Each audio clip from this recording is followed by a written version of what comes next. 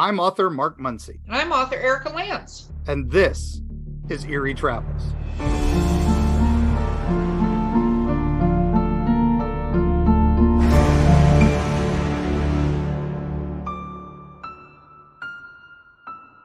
Greetings, travelers. Greetings.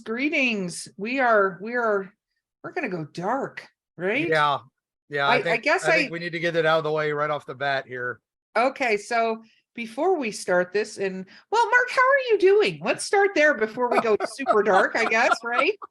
Do we want a trigger warning for how am I doing? Oh, maybe. Trigger warning that no, Mark we're- may we're- not be we're- doing well. No, just kidding. We're getting ready to leave the bunker and head to our new bunker. Oh, yes. Up near your bunker. Yes, mountains. That is We're gonna gonna be slowly take over the world by as we listen to Jonathan Colton's Skull Crusher Mountain. I think that's each of our theme songs now. So Well, I think inadvertently and completely inadvertently, we are moving up next to Bigfoot and several other of our friends. yes, and we've got events coming up. I am still recovering from recent events. We did that long trip with Small Town Monsters, and then we did Spookala, and it's just been one event after another, and gearing up for our next round of trips. So please follow our website to see where we're gonna be, or any of our socials at Eerie Travels. They have the lists, our Facebook and Instagram and all that. You can find out where we're going to be. And Yes. And going to conventions the way we do and stuff, con crud is a thing. Yes. So I've mostly recovered, but it definitely took a toll. So I get it, my friend. I got back from traveling myself, and then we're going to be re-travel. There's so much traveling that's going to happen. It's kind of amazing. Travel. It's like the show is Eerie Travels. Yeah. Eerie Travels, and we're traveling. Okay, well, with that, then I'll move into the trigger warning. So for those listening, this particular episode is going to get into some very graphic murders, deaths, and attempted murders, and unfortunately, racism on a scale that's not really great. So if any of this is something that's a trigger for you, please feel absolutely free to skip this episode, but be aware that throughout this entire episode, these things are going to be mentioned. So official trigger warning in place. Yep. And for those of you who read the title, on your listening charts, you know what we're going to be talking about, but you probably don't know the whole story, or, maybe you do. I mean, this is a very well researched case through history, and it is still classified as unsolved. Yikes. And this particular episode is the New Orleans Nolans, as they say. I'm not going to be yelled at in the email about that. The Nolans Axeman. Yes, the jazz Axeman of New Orleans. So why jazz? Why Axeman? Well, he liked to use an axe. He also apparently liked jazz music, and we'll get to that. So for those of you who know him from American Horror Story, or possibly the originals, and I even think Chuck Palahniuk from Fight Club brought him in one of his books, Haunted, had a story with him. So so this guy's been around the pop culture circle a little bit. So some people know that stuff. Okay. But we're going to go in. For the originals, that of course is the TV show, but which season of American Horror Story was he in? Oh, he was in Coven, of course, because they were in New Orleans. Of course, I was going to say that season 3 is Coven. Yep. And they've revisited it again, but they haven't revisited Axeman. So yeah, that's true. Okay, so what is the Jazz Axeman of New Orleans? Okay, so basically from May of 1918 to October 1919, that's over a year, New Orleans, Louisiana was panicked, and it was basically one of the first reported serial killers in America, dubbed the Axeman. Now, of course, H.H. Holmes and others have predated this, but this is the first one really that got kind of that name. And the first victim Well, let me say Yeah. it's there Set the because as scene a here. true crime aficionado, Yeah. one of the things that I think is even when H.H. Holmes was doing what he did, because it took a lot of research to actually go down the rabbit hole of what he did. That was, Yep. he did have his murder house, which a lot of people talk about, but he went around and killed people several places. Long before that. Yeah. Yeah.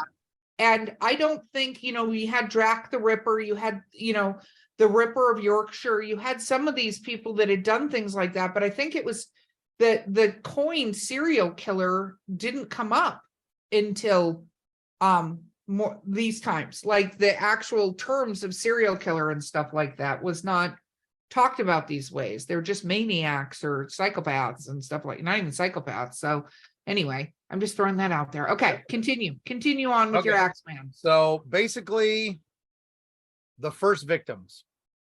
We start there because we don't know what happened before this, right? There's this just suddenly out of nowhere, an Italian grocer named Joseph Maggio and his wife Catherine, on the evening of May 23rd, 1918, they were sleeping in their apartment above their grocery store that they owned.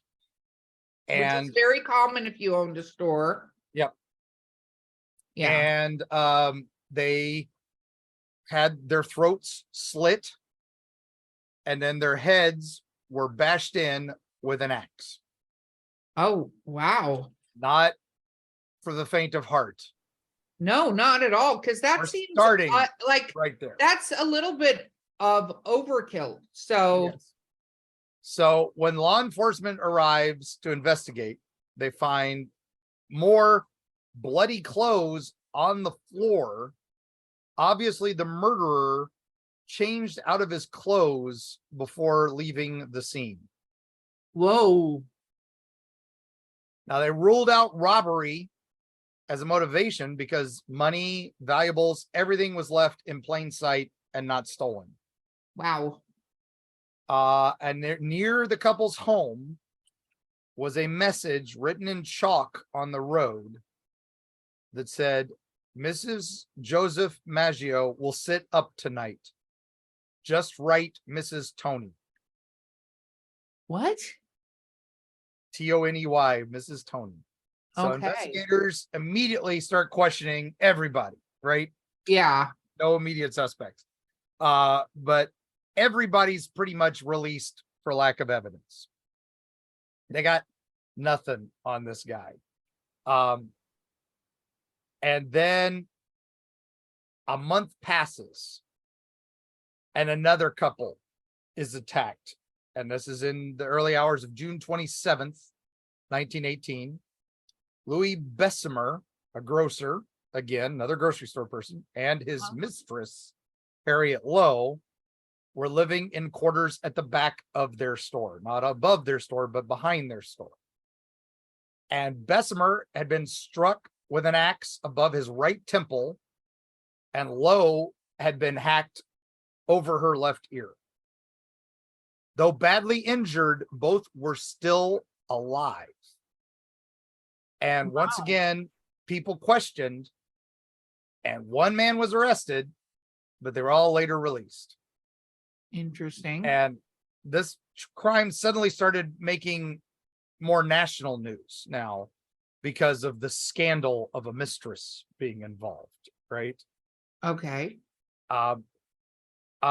So Lowe's face, her face, was partially paralyzed, and they had surgery to try to correct it. And 2 days later, she died. Oh, wow. But before she died, she said that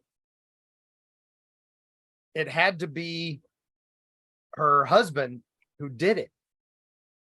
Yeah, her or possibly Lewis, the owner. She couldn't tell. And so Louis got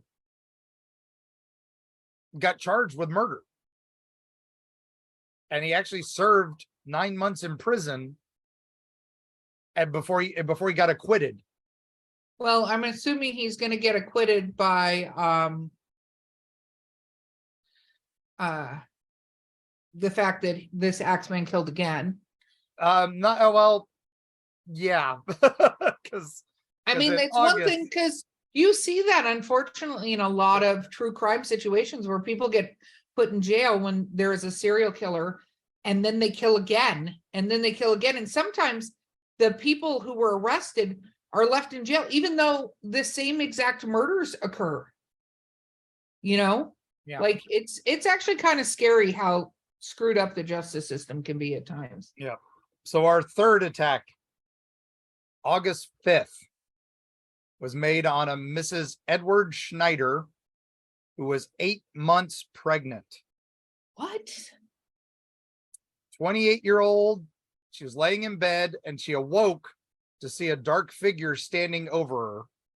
And then she was bashed in the face repeatedly. Shortly after midnight, she was discovered by her husband, who was just then returning from work. Her scalp had been cut open. Her face was completely covered in blood. She survives and gives birth to a healthy baby girl 2 days later. What? Yeah. Wow. You know, it's interesting the disfigurement aspect of this occurring because you know, first of all, an axe is not just like a hatchet, but an actual axe is heavy. It's very heavy. I know for people, you know, it's one of these things where I think unless you've actually picked it up, kind of like a sledgehammer, is very heavy. It's, you know, we see it in the TVs and the movies, you can just wield it around, but an axe is heavy. And to put an axe into somebody's head, especially because maybe with the first blow they're not moving, but they're moving around, right? And the thing is with this also, people think, you know, when you hear this story, they think he brought his own axe. No, he found an axe at every house and used their axes. So he used their own tools against them. He had See, also, that's on this super shitty list, my friends. yeah, he also, to get into these places, he was using a chisel and he was chiseling out panels of back doors of these grocery stores to get in. And unless he was a tiny guy, but every description that the few people that got descriptions of him said he was big, dark, and hulking, you know, then I don't know how he would fit through this little hole. So one assumes that he reached up through the hole that he had made in the door and let himself in. So, So is it always grocery stores that he's attacking? so far, yeah. And is it but it's interesting that he's doing it when the husbands are not home in a couple of these cases so Well, far. a couple are couples, you know, he's killing the couples. And a couple where it's just the wife. So we there's speculation that he is targeting women and only killing the men if they're in the way. Oh, wow. So now the other thing is at this point, if you kind of notice, there's kind of a tie. They've all been Italian so far, and the police are just starting to pick up on this. So, and there was a lot of racism. I think a lot of people don't, you know, we know about, we still have racism today, so it's not like it went away, but there was a lot of racism, especially in the early parts of this country being formed when you came from somewhere other than England. Yep. You know, Louisiana, somewhere other than France. Yep. Like, and well, and also you gotta remember this is post-Civil War. Yeah. So the black population has been freed, but there's still plantations that need workers. There's still places that need workers and they need cheap labor. So they reach out, and New Orleans gets this large influx of Sicilian, mostly from Sicily, but Italian people immigrating into their city to work the plantations. Wow. And a lot of the plantation owners didn't like them because they were so upset because the Italians were so good at working and saving their money, they would only work for a couple years and then go start their own business. Wow. So okay. Like where they had slaves before that they could keep forever and ever, they'd have to constantly get new people. Interesting. Okay. Yeah. So Okay. that's part of the, the mindset in this area, in this era, Mhm. and especially in this area of the United States at this point. So, so basically, so that one, again, another man arrested, but let loose for lack of evidence. And by now they're starting to realize, wait a minute, these are very similar to the Bessemer and Maggio cases from earlier. So just 5 days later, another grocer, man named Joseph Romano, was attacked on August 10th. Is he This stealing any food or groceries? Do we know any of not that? stealing anything, not stealing anything.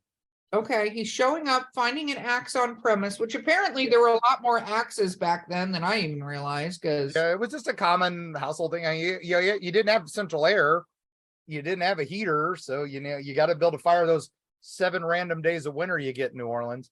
yeah. But So okay. all right. So 5 days later, another grocer. Yeah. So this elderly grocer lived with his 2 nieces, and the 2 girls heard the sound of the commotion, the attack in the adjoining room where their uncle was living. And they come in the room and they see he's already taken this blow to the head, and they see the attacker, who flees.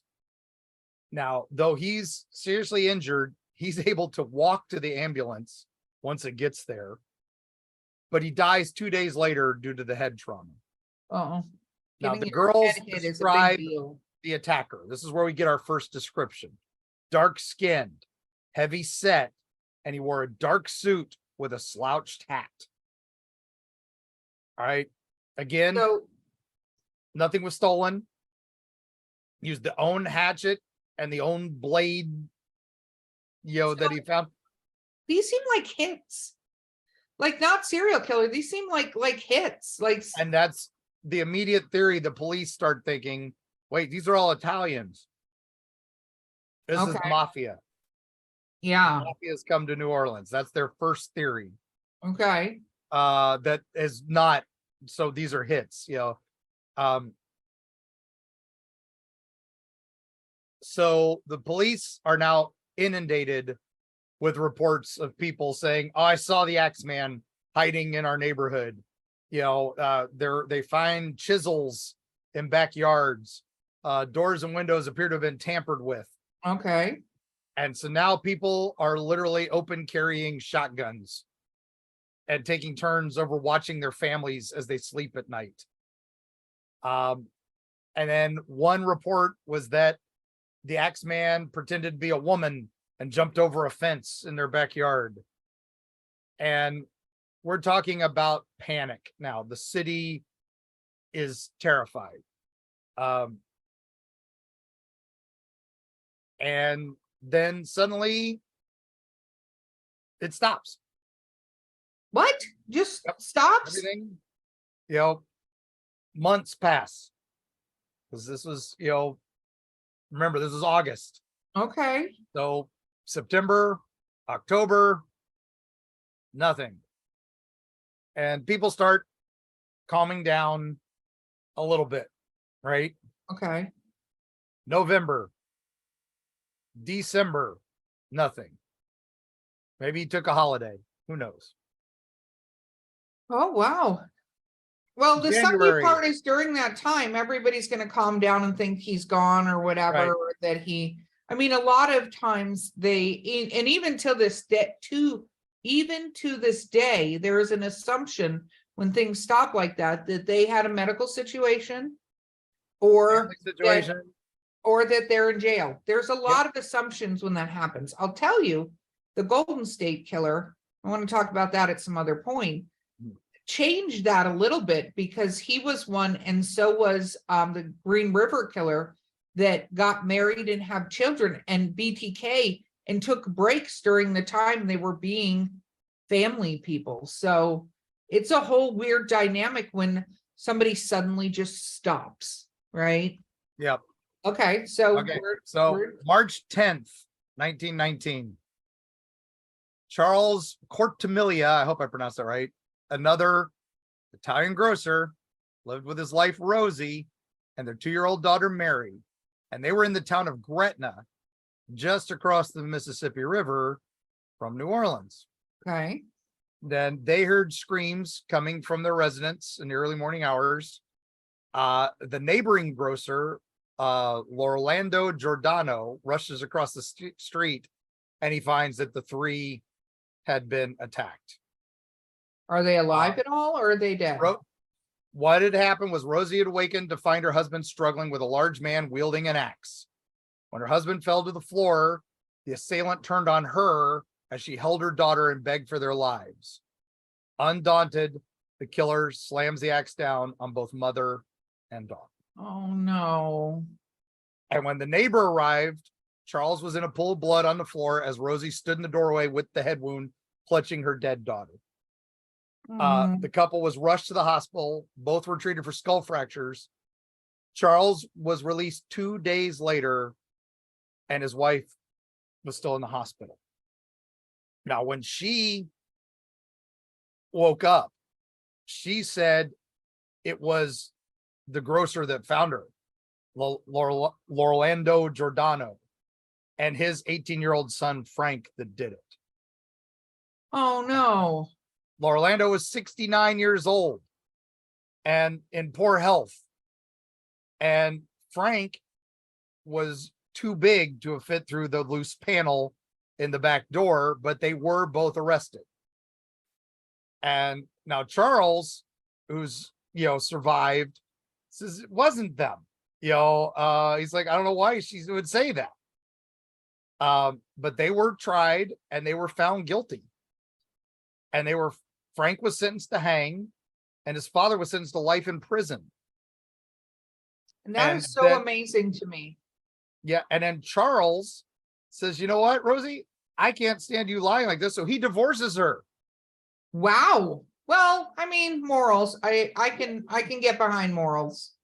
Yeah. Now, a year later, she recants her claim and says she did it out of jealousy and spite.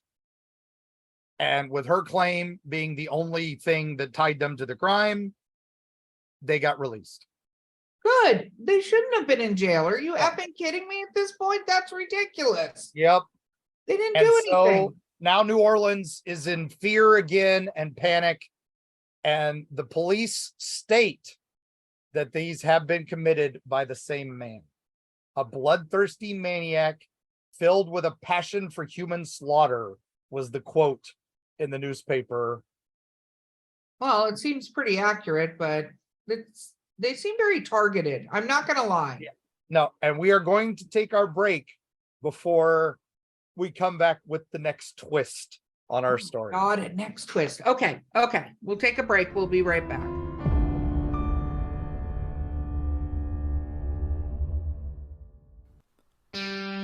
Eerie, Appalachia. Gear up for a frightful jaunt into the darkest reaches of the ancient Appalachians. Folks deep within the Appalachian hollers lean close to the campfire to share stories of the inexplicable with hushed awe. Monsters rumbling in the hills, strange lights darting through the pitch black night sky, horrible occurrences almost ineffable in their bizarre tragedy. Tall tales, you might say.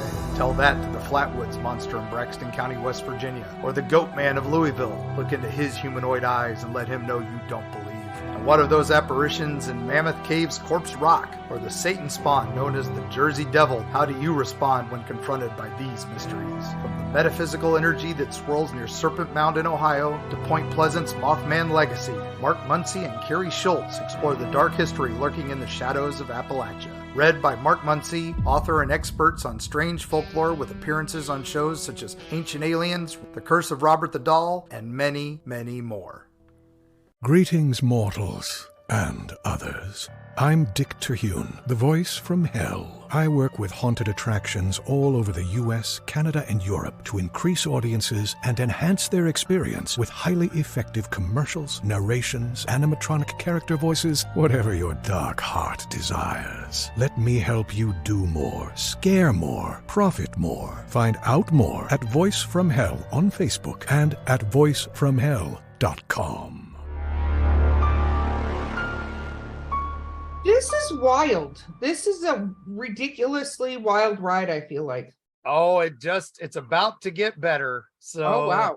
Okay. because now we go into Jack the Ripper mode and Zodiac Killer mode because the Axeman decides it's time to let the world know what he's about. Oh, are we getting letters? Is that what's We going to get the happen? Times-Picayune newspaper on March 14th got a letter that they ran the day before that promises another attack. And I'm going to read this letter. And I wish we could have Dick Terhune read this letter because this is definitely right up his. I will do my best, Dick Terhune here. Okay, So do your the best. address is hell. Oh, from March hell. 13th, 1919. Okay. Esteemed mortal, they have never caught me, and they never will. They have never seen me, for I am invisible, even as the ether that surrounds your earth. I am not a human being, but a spirit and a demon from the hottest hell. I am what you Orleanians and your foolish police call the Axeman. When I see fit, I shall come and claim other victims. I alone know whom they shall be. I shall leave no clue except my bloody axe be smeared with the blood and brains of whom I have sent below to keep me company. If you wish, you may tell police to be careful not to rile me. Of course, I am a reasonable spirit. I take no offense at the way they have conducted their investigations in the past. In fact, they have been so utterly stupid as to not only amuse me, but his satanic majesty, Francis Joseph, etc. But tell them to beware. Let them not try to discover what I am. For what it was, better that they were never born than to incur the wrath of the Axeman. I don't think that there is any need of such a warning, for I feel sure the police will always dodge me as they have in the past. They are wise and know how to keep well away from all harm. Undoubtedly, you Orleanians think of me as the most horrible murderer, which I am, but I could be much worse if I wanted to. If I wished, I could pay a visit to your city every night. At will, I could slay thousands of your best citizens, for I am in close relationship with the angel of death. Now, to be exact, at 12:15 earthly time, on next Tuesday night, March 19th, 1919, I am going to pass over New Orleans. In my infinite mercy, I'm going to make a little proposition to you people. Here it is. I am very fond of jazz music, and I swear by all the devils in the nether regions that every person shall be spared in whose home a jazz band is in full swing at the time I have just mentioned. If everyone has a jazz band going, well then, so much the better for you people. One thing is certain, and that is that some of your people who do not jazz it on Tuesday night, if there be any, will get the axe. Well, as I am cold and crave the warmth of my native Tartarus, it is about time I leave your earthly home. I will cease my discourse, hoping that thou wilt publish this, that it may go well with thee. I have been, am, and will be the worst spirit that ever existed, either in fact or realm of fancy. The Axeman. Wow. I have many thoughts. First of all, very few letters received from quote unquote serial killers have been actually from the serial killer. They've Right. proven this. I mean, like there's a very strong belief, and I'm sorry, here's Erika about to piss off some true crime fans. That's right. But most people do not believe the Jack the Ripper letters are real, Mhm. right? And actually from Jack the Ripper. Most people don't believe that the Yorkshire Ripper letters are real. BTK, yes, he did write letters. We're going to cover Zodiac. I have a completely different theory on that bad boy. But a lot of times these letters are written. I mean, this is a very eloquent letter. It's long. Jack's letter was definitely, one of his was real because it had, a piece of one of the victims. So we know at least one of them was written. But the longer, more eloquent ones were not. No. That's the thing. Like, this is written almost like fiction. I love it. No. I love that it's from Tartarus. He's well read because not many people understand the different levels of hell, and Tartarus is. And that's why I'm saying I feel like, you're talking about somebody who has this eloquent writing and then goes around, steals axes and breaks into Italian grocers. And I'm like, oh, it doesn't make sense. But okay, benefit of the doubt, he writes a letter. So there cannot possibly be that many jazz musicians in Nolens. So guess what happens? Every band in New Orleans becomes the hottest commodity in town. And everybody's like trying to find places to go. So the town, March 19th, New Orleans rocks. Every dance hall, most of the homes across the city, professional, amateur bands, everybody, hundreds and hundreds are playing everywhere. Well, and I just have to say that's my birthday. And no one was killed. No one was killed on my birthday. I appreciate that. March 19th, 1919. Yeah, that is not my birthday, but I liked he said jazz it on. So I thought that was actually a pretty cool phrase. I think that needs to be a t-shirt. Jazz it on. Yeah, no, I'm sorry, but you could always be like, they're not hiring us a lot as jazz musicians. Give me a pen and paper. Yeah. I got a plan. I got a plan. Let me do this. You can see me do this. Let's Mad Men this. Yeah, let's be like, what everyone needs. So it's kind of interesting. Okay, I'm gonna let you go further because I'm curious if that ever gets uncovered. Several more weeks, all is quiet, but people still kind of scared. A lot of bands are still playing because hey, it's their thing.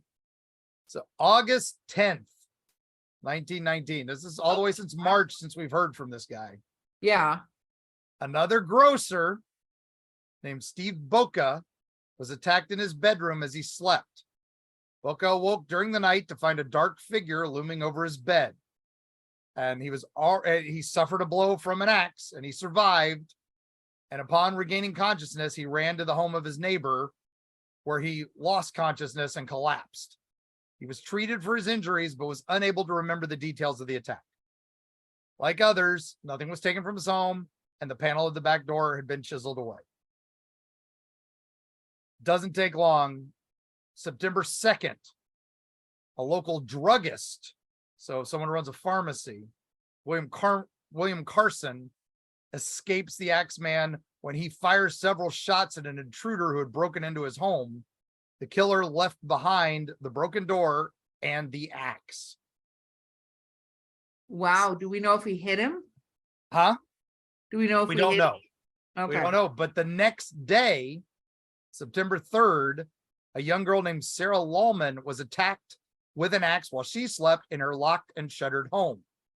Now, she wasn't a grocer or anything like that. When neighbors came to check on the young woman, she was unconscious in her bed, severe head injury, missing several teeth.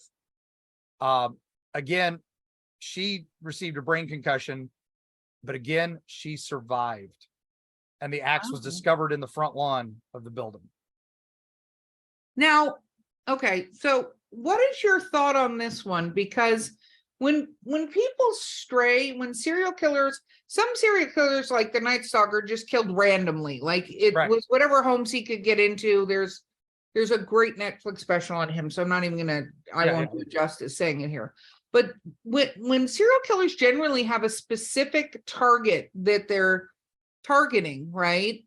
Like Jack the Ripper was prostitutes. The Yorkshire Ripper again was prostitutes or drunks, ladies of the night, disrepute, women of disrepute, I should say. Right. That's not an accurate description of them, but I'm just saying that's what was thought at the time. So this guy's going grocers. He's done grocers the entire time. and then suddenly he switches MOs. Do we think this is actually related, or do we think somebody went, you know what? If I do this, they're going to blame this other dude. Yeah. And I was also thinking a little bit of this is that, maybe copycat a little bit, because by this time, some of this stuff has been well known in the papers, the chisels and the door, the axe and all that. So it could be something like that. So after the girl, we have nothing's heard again for a couple months. And the last attack is on October 27th, 1919, when grocer Mike Pepitone, another Italian grocer, was slain. That night, his wife heard a noise, arrived at the door of the bedroom just as the Axeman was fleeing the scene. He'd been struck in the head and was covered in his own blood. His murder left his wife and 6 children, behind. So she was unable to describe any of the characteristics of the killer, but the usual clues were still there. The axe and the chisel. The authorities worked on the case for forever. They're still working the case. Never seen, but Pepitone is the last known killer. Last known victim, of the Axeman. Well, you know what I kind of wondered. Okay, I don't know what's been. I know there's more, so I kind of want you to tell me more, because my true crime brain just went into like fierce, Yes. like gas pedals. So, to me, it almost sounds like, you put the spin on it that these grocers. I'm going to take the female that got axed. I'm taking her Right. out of the equation, because I feel like somebody just went, you know what? Let's go get rid of her. Let's do it this way. They'll blame it on the axe murderer, because this did happen on several cases where there were multiple murders by a same person. Is there some that appear kind of to be the same, but there's too many inconsistencies like with it that they can't, dump it into that. But it seems to me, I almost wonder if this is actually the same killer, or if they're No, just I don't think so. I don't think so. just given an MO, because generally killers tend to escalate. Like I get killing all the victims at a certain point, but first of all, he didn't make sure they were dead. Like I get hitting him in the head with an axe should do that. Right. But this person was not ensuring that they were dead. No. And sometimes like the one that attacked, this is what stands out to me. The one that attacked the child, right? And did that, and then attacked the mom, is not the same person that would leave 6 kids alive in the other room. Yeah. And it's like, and the one bit where the one lady said, oh, it was the neighbors, who did it, our competitors who did it. That's another one where it was like, they, I think she was just they were grasping for suspects. So they were like, hey, but these guys don't even fit the other ones. So No, not at all. They don't even fit the, so the other crimes and all this. So, but the one thing with me is, he breaks in using the chisel, and, with ease. And at one point it was a railroad shoe pin, which is very common burglary tool. Yeah. So I think this guy was a burglar who Or escalated. they were burglars, and but it seems to me, because they didn't take anything, so this was not monetarily driven. It was a specific target. I kind of agree with the theory that this was done as like scare tactics or taking out competition. Or something. Yeah. And now what's funny is there's been some stuff now that we think that he did strike elsewhere after. Okay. Because there's another killing, a guy named Joseph Sparrow and his daughter.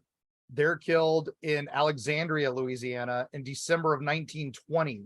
About a year later, another Italian grocer.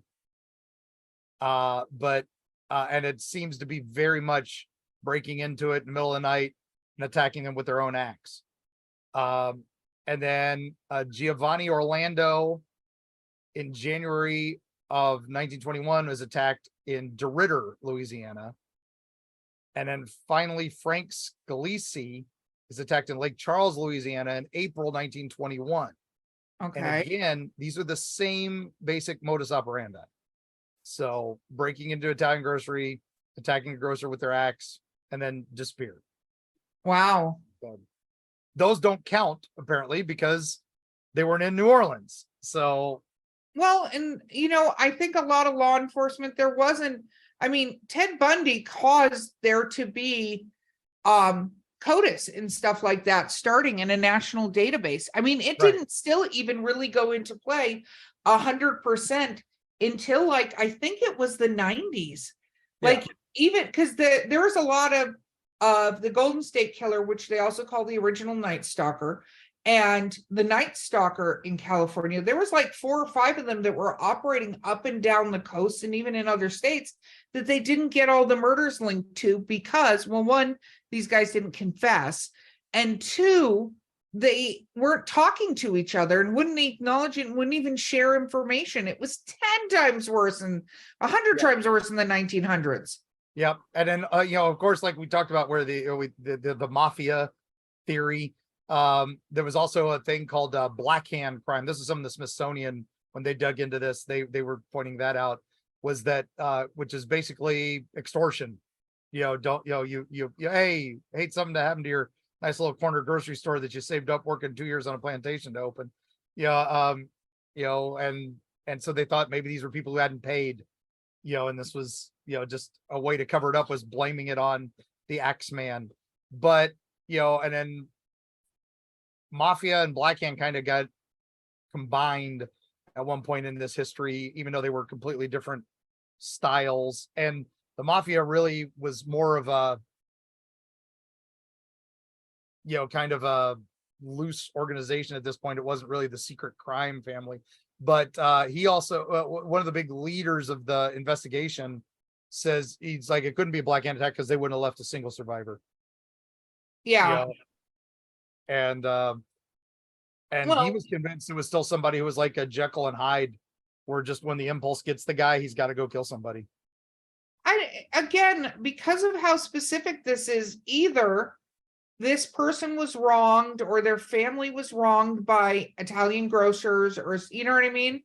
Like it's very specific, and there has to be something linked to that he chose those particular individuals to target, and I mean, it could be racially motivated, but it's such a, it's not Italian families, it's Italian grocers. So, but sometimes we found with serial killers and stuff, it is a very weird thing that can set them off. And sometimes it can't be linked to something. I mean, who knows? It could have been opium use.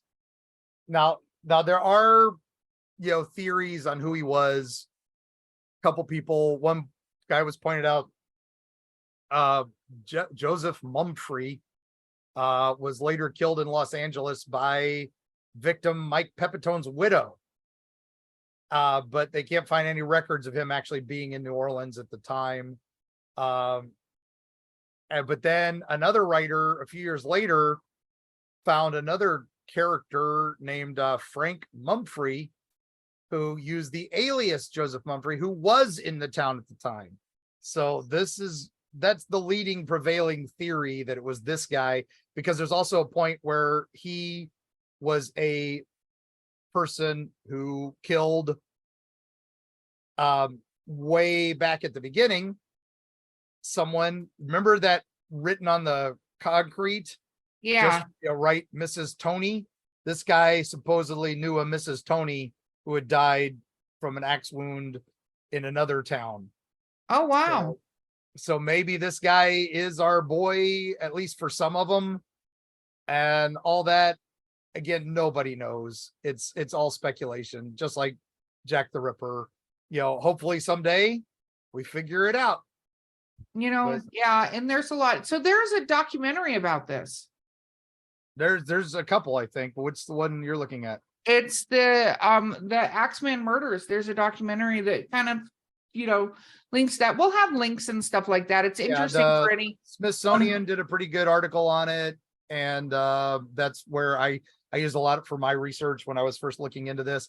Of course, if you go to New Orleans and you go on any ghost tour, this is your travel this episode, gang, for your. Well, I have another travel too from Paranormality, but go ahead, you do your travel. If you go there, you take almost any ghost tour, somebody's going to take you to one of the locations where the attacks occurred, or they'll take you just somewhere nearby, but they will always talk about the Axeman. They will take you to any of the jazz clubs that are still very popular in New Orleans. And, you can stay there and be safe. Maybe that's why he doesn't kill anymore. I would say you could travel to Tartarus, but you can only do that in Dungeons and Dragons and a few other role-playing games. I'll be careful with that before all the demons come to get us, I saw another, oh my gosh, I have to just throw this in. It has nothing to do with this, but I saw, because we did our whole episode on satanic panic and stuff like that. Yes. But there was these kids who killed this mother and daughter, and how they met was they met doing Dungeons and Dragons. And so there were a bunch of kids in a small town, rural town, and one of them was definitely a psychopath. Like, he planned out these murders. They went out of their way to do this. And it was very interesting to me because the first thing they mentioned about this was, well, there were strategy with Dungeons and Dragons. And I'm like, okay, here are 4 psychopathic children that decided to go, one of them's obvious leader when you read the story, decided to go kill people, but they had to throw the D&D aspect on the front. It's like the vampire murders, where it was the Vampire the Masquerade was the game that they all bonded over, and people meet doing all kinds of things. You wouldn't go, oh, look, they all met, playing Parcheesi, or what is that? Well, it's like the heist crew that met playing softball. Softball's the devil. Okay, so my eerie travels and travel you can do, but this is not for the faint of heart. Paranormality, our friends there, you can always purchase anything, any of their content, any of their very cool t-shirts, use the code TRAVELS, but they have an article that I'm going to link in the show notes where you can now go camping at the Conjuring House. What? Oh, yeah, that would be amazing. So in Burrillville, Rhode Island, a location once deemed too powerful to live in, a new trend called glamping combines ghostly encounters with camping. Camping? I think I'm saying it correct. Tent reservations on the property are available. You can't stay in the house. No, of course not. You stay on the property, right? From June to October, several dates are still open. Recommends you bringing respectful offering and invoking protection against anything suspicious. We talk about this a lot. Bringing protection. But there are 8 different camping sites offered, including spots near the extraterrestrial portal, a pet cemetery, and the floating regrets tent. The latter is located deep in the woods near a river and is associated with ghostly tales of deceased children. Participants have access to most of the 8.5-acre property. The website warns campers to expect encounters, sounds of wildlife such as foxes, snakes, coyotes, bats, blah, blah, blah, blah, blah, blah, blah, and other mysterious creatures lurking in the dark. However, self-service and internet connection may be unreliable during this stay. Oh, yeah. Yeah, that's in the middle of nowhere, so. It is. So the cost of camping ranges from $300 to $400 per night. It is camping, not inexpensive. Not a hotel. Yes.